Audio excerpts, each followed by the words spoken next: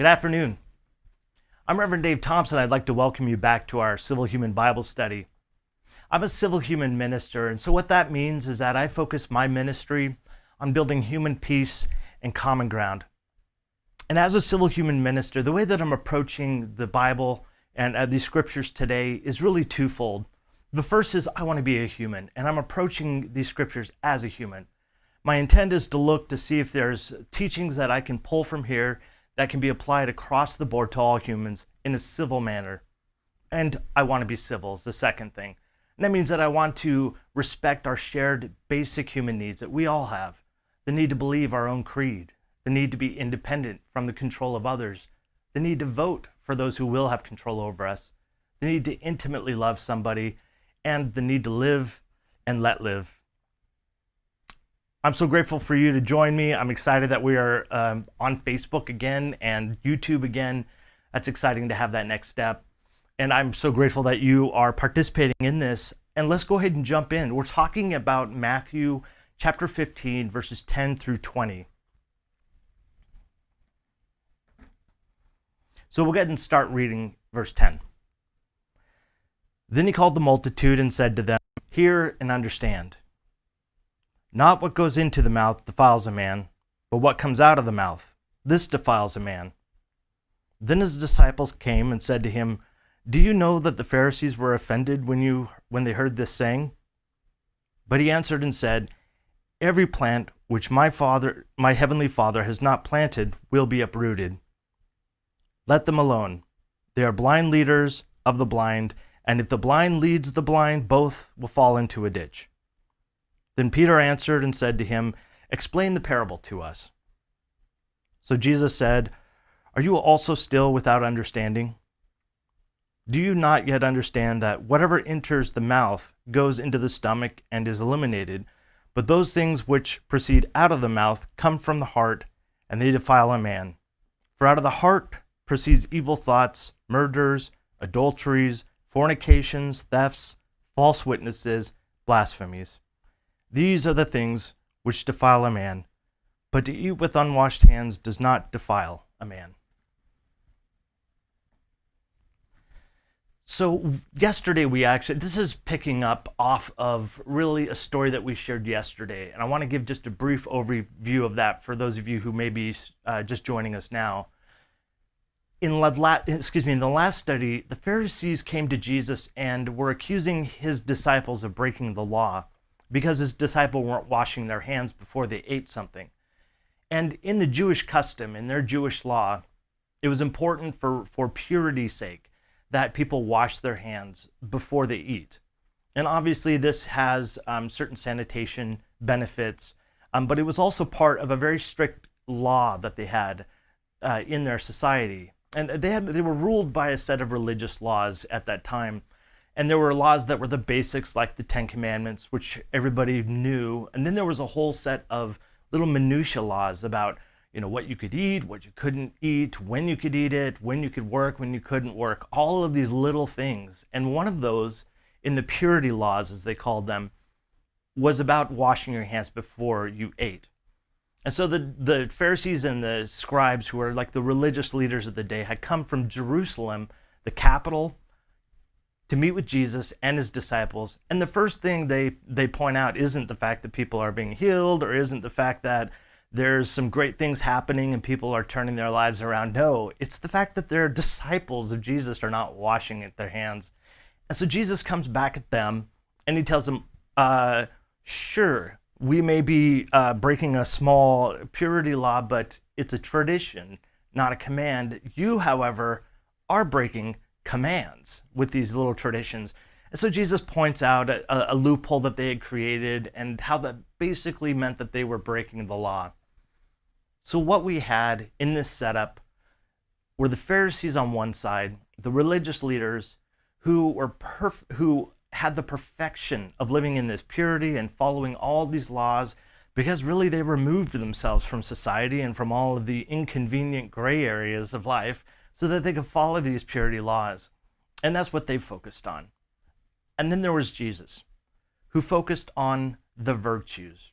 Remember, those are the things like peacemaking, love, forgiveness, self-restraint, humility. Those are the things that Jesus focuses on. The rest of it just doesn't even spend any, he doesn't bother with, because there's no point to him, because it's all about fulfilling the virtues. Not that he dismisses completely all of these rules, but he just doesn't focus on them. His focus, however, is on those who are suffering because of his compassion. He focuses on the gray areas of life, the prostitutes, the poor, the unclean, all the people that the Pharisees over here refuse to touch and refuse to be a part of because they want to be pure. In the end, I'm going to talk of this study, I'm going to talk a little bit about what affects us here and now, and the same sort of split that we have in culture, especially in religious cultures of our day. And I'm sure I don't have to point it out for you, but I'm kind of excited about talking about that. It's a lot of my background and my faith. So what's this whole analogy that Jesus gives us, right? He says that, out of that what goes into a mouth doesn't defile a man, but what comes out of the mouth defiles a man. I want to point out here that there's an ancient way of thinking here that is important when we understand what Jesus is actually saying to these people. At this time, the way they saw the Spirit, the way they saw life, was the wind that came out of a mouth. For instance, if I was laying on the ground, someone was worried about whether or not I was alive, they would check for my breathing. Back then, they may have known about a pulse, but it wasn't certainly, something that they understood, the circulatory system. They just knew if you got cut, you bled. So they would look for breath. And so breath became this sense of life. It became this sense of the demeanor and the way that you were presenting yourself in society. And it became known as spirit. The word spirit in the Greek that Jesus uses means breath, and it means spirit. And that's why, because it's coming out of somebody. And so the mouth is kind of a centerpiece of that whole life, of the notion of what comes out of a person. Because speech in their world, they think, well, they don't have brain and neurochemistry and all that. They just know that there's this gate, that stuff goes in and stuff comes out. And Jesus points out that really what defiles a person is what comes out of them.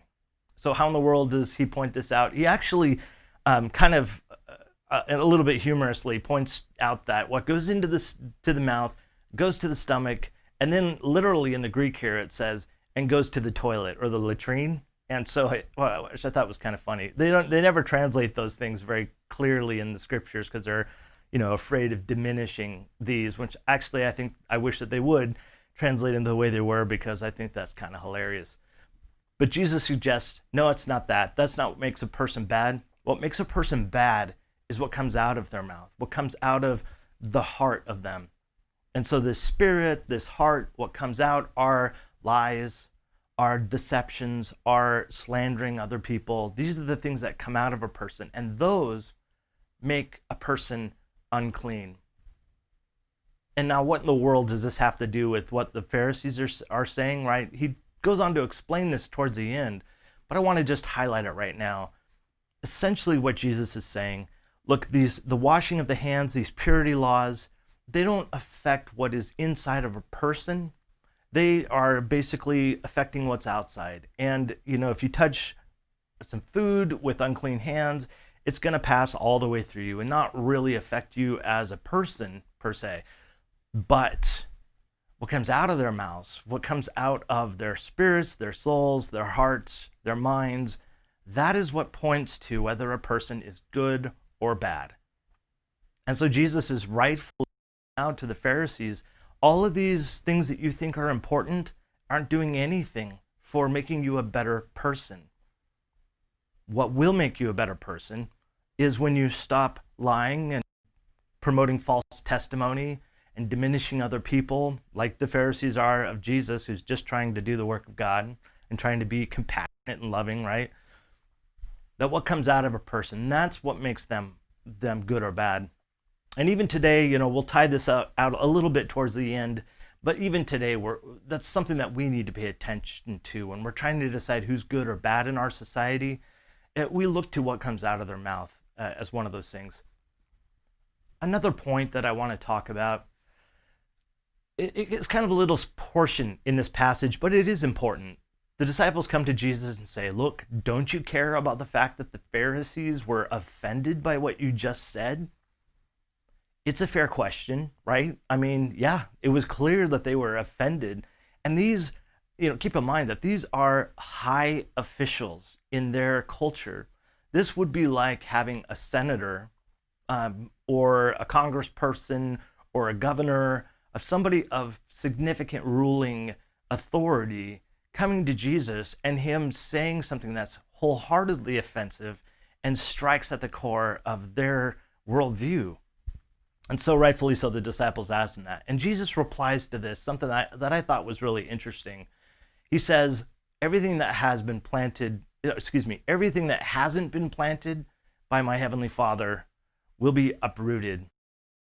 What in the heck does that mean, right? I mean, it kind of makes sense at face value, but really what he's saying is these Pharisees, what they have planted, these religious laws, these specific details about how to live a perfect life and how to be the right person, don't matter.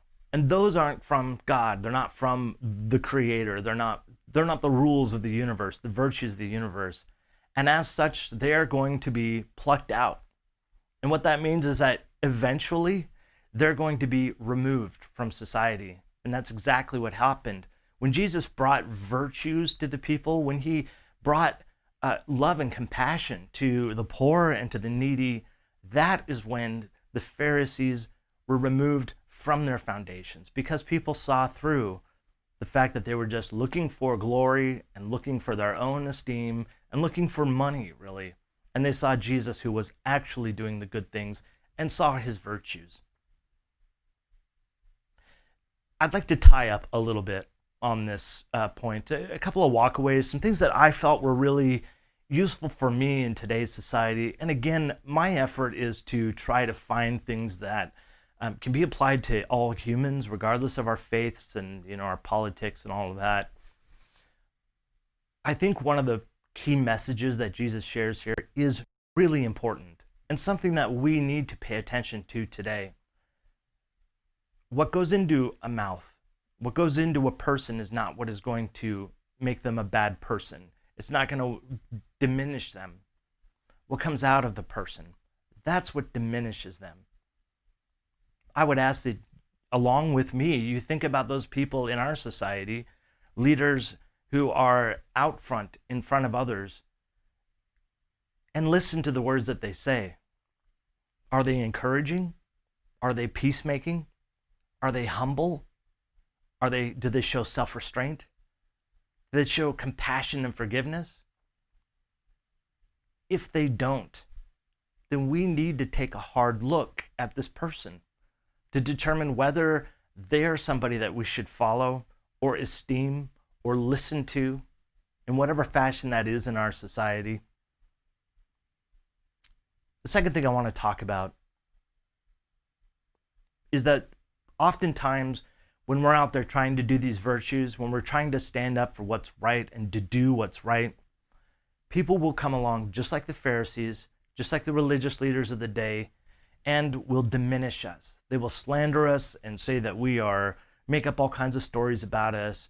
They will point to the fact that we are not doing the social norms of the day, whatever that is. Maybe religious leaders of today have even said these things to you. Why aren't you going to church? Why aren't you praying? Why aren't you giving money to the church? Why aren't you yada yada? When really, what they should be doing is encouraging you to live a virtuous life, asking, do you need help? Is there some way that I can show compassion? So those individuals are always going to be there, the naysayers. And as Jesus put it to his disciples 2,000 years ago, let it go. He uses the same word for forgiveness here. And we've talked about this earlier, but it simply means to let it go. Let the people who are negative in your life, who are diminishing you as a person, who are not showing compassion, let them go. Don't even consider them. Don't give them the time of day, because we can focus on doing things that are compassionate and upholding these good virtues and being a source of light in these very dark times, in these very chaotic times. Last, I just want to highlight on this whole verse, on this whole passage, the key element, the key takeaway. Don't worry about your context or what's happening to you. Sure, think about them at times, but those aren't the things that diminish you as a person. What diminishes you and I is what comes out of us. So let's focus. I know that I have been, as a result of looking at this passage, focusing on what I'm saying to others, what I'm doing to others, what is happening as a result of my actions and my words in society, in my family, in my friend circle. Thanks, Mike, for a lot of your work on preparing that. And Corrigan, thank you, of course, for being the support that you are in all of this for me. And last, I want to say to you that I love you. And I hope that you choose to love yourself. It is the only love that we have any control over in this world. And now I invite you to join me as we go about the rest of our days, loving our neighbor the same way. Thank you.